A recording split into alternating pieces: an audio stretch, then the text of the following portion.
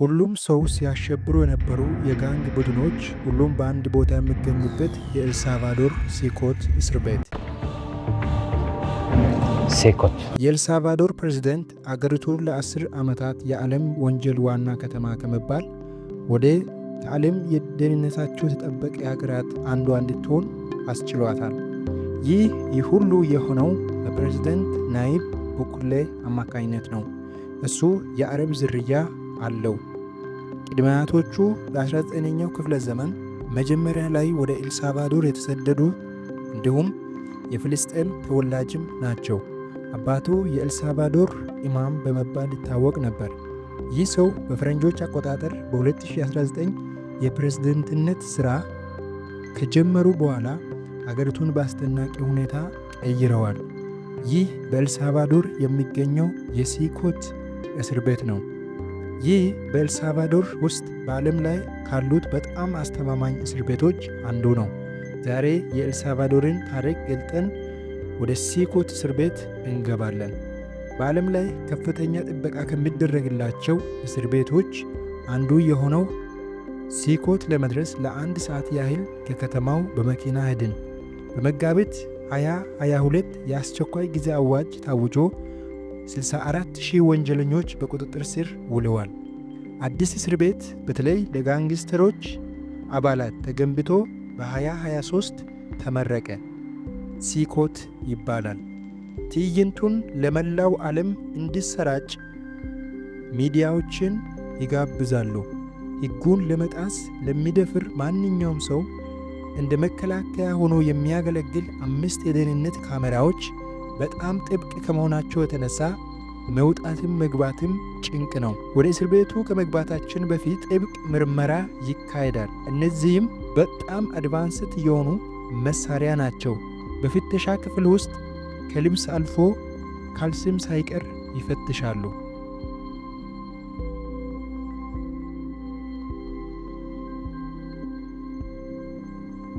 ሲኮት እያንዳንዳቸው በሺዎች የሚቆጠሩ እስረኞችን መያዝ የሚችል 8 ግዙፍ ሴል ብሎኮችን ያቀፈ ነው። ይህ እስር ቤት ብቻ ሳይሆን የደህንነት ምሽግ ነው። እነዚህ ከፍተኛ የቴክኖሎጂ መሳሪያዎች እስረኞችንና የእስር ቤት ሰራተኞችን ማንነታቸውን ለማወቅ የሚጠቅም የላቀ መሳሪያ ነው። ሲኮት የተገነባው የአስቸኳይ ጊዜ አዋጅ መታወጁን ተከትሎ ነው። ይህ በላቲን አሜሪካ ትልቁ እስር ቤት ነው።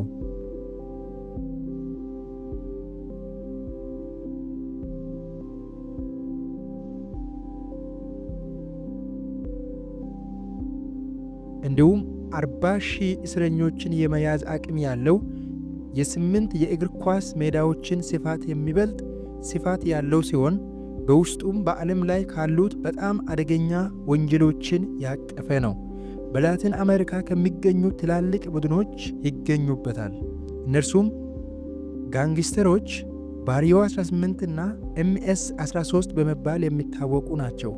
ማረሚያ ቤቱ 15 ሜትር ከፍታ ባላቸው ግዙፍ የኮንክሪት ግድግዳዎች የተከበበ ሲሆን በተጠረበ ሽቦና በ19 የመጠበቂያ ግንብ የተጠናከረ ነው። ከዚህም ማንም ምንም ማምለጥ አይችልም ይላሉ ጠባቂዎቹ። ممنوع أي حدا يزورك من أهلك ولا بنتك ولا ابنك. عصابتين مع بعض حطوهم. كل واحد فيهم أقل إشي كان جزء من قتل 200 شخص واغتصاب وجرائم كثير. እስር ቤቱ በ600 ወታደሮችና በ250 ፖሊስ ኦፊሰሮች ይጠበቃል። እነዚህ ሁሉ መሳሪያዎች ሀገሪቱን የበለጠ አስተማማኝ ለማድረግ በሽብርተኝነት ላይ ጦርነት ለማወጅ ይጠቅማል ብለዋል። እንግዲህ የዓለማችን በጣም አደገኛ ጋንግስተሮች ቡድን መሪዎች ወደሚገኙበት ቦታ ልንገባ ነው። የትኛውም የቤተሰባቸው አባላት እንዲጎበኟቸው አይፈቀድላቸውም። ሁለቱም ቡድኖች አብረው ታስረዋል። እያንዳንዳቸው ከ200 በላይ ሰዎችን በአስገድዶ መድፈር እና በሌሎች በርካታ ወንጀሎች በመግደል የተሳተፉ ናቸው። እዚህ በጣም ብዙ ጠባቂዎች አሉ። አገሪቱ በጦርነት ላይ ያለች ይመስላል።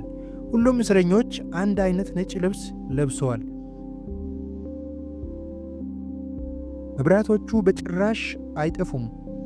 በቀን 24 ሰዓት በሳምንት 7 ቀን እንደበራ ይቆያሉ። በዚህ ምክንያት እስረኞቹ ጊዜው ማታ ይሁን ቀን መሆኑን በጭራሽ አያውቁም።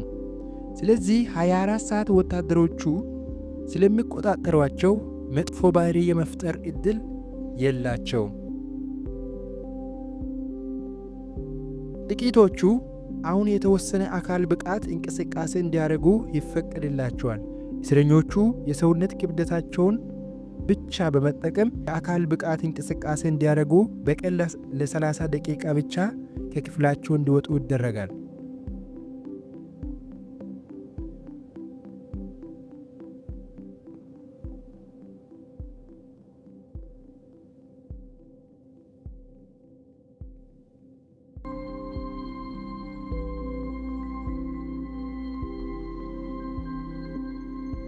የሚፈቅዱት እንቅስቃሴ ይህ ብቻ ነው። ሌላ ምንም ነገር እንዲያደርጉ አይፈቀድላቸውም። ንቅሳታቸው የትኛውን ቡድን አባል እንደሆኑ ያሳያል። የጋንግስተር ንቅሳት ያለው ማንኛውም ሰው ወዲያው ይታሰራል። ፖሊስ ልዩ የንቅሳት ካታሎግ ስላለው እያንዳንዱ ምልክት የጋንግ ቡድንን ያመለክታል። አንዳንድ ጋንግስተሮች ቡድን አባላት ንቅሳታቸውን ለመቀየር ቢሞክሩም አልተሳካላቸውም። አሁን በዓለም ላይ ካሉት ሁለቱ በጣም አደገኛ ቡድኖች አባላት መካከል እንገኛለን። እነሱ በቀኝና በግራችን ናቸው። ንቅሳታቸው የትኛው ቡድን አባል እንደሆኑ ይነግረናል። ይህ 5 ሰዎችን ገድሏል። ድንበሩን ስላለፉ ብቻ ገደላቸው። እሱ MS 13 አባል ነው።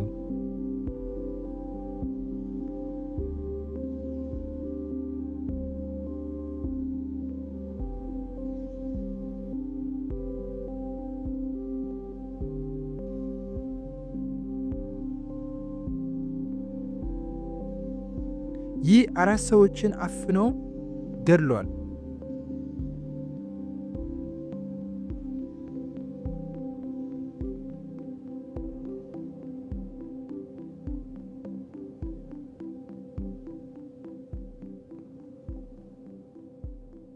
ሶስተኛው እስረኛ የጋንግስተር ቡድን አባል ነው።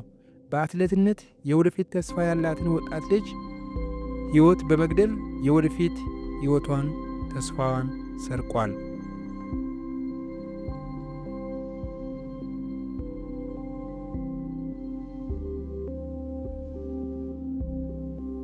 በኋላ ከወንበዴ አባላት አንዱን ቃለ መጠየቅ ተደርጓል። እሱ የMS 13 አባል ነው። 13 ሰዎችን ገድሏል። በየቀኑ እንደሚያለቅስና ባደረገው ነገር እንደሚጸጸት ተናግሯል። ነገር ግን ለመጸጸት ጊዜው በጣም ዘግይቷል። ገና የ11 ዓመት ልጅ እያለ ጋንግስተርስ የተቀላቀለ ሲሆን አሁን እዚህ ሲኮት እስር ቤት ውስጥ ይገኛል። እንግዲህ ቤተሰቦች በዚህ ታሪክ ውስጥ ጠቃሚ ነገር እንዳገኛችሁ አልጠራጠርም። በሌላ ታሪካዊ በሆኑ ቪዲዮዎች ስለምንገናኝ ቤቱን ሰብስክራይብ እና ላይክ በማድረግ ቤተሰብ እንድትሆኑ እጋብዛችኋለሁ። ባይ ባይ።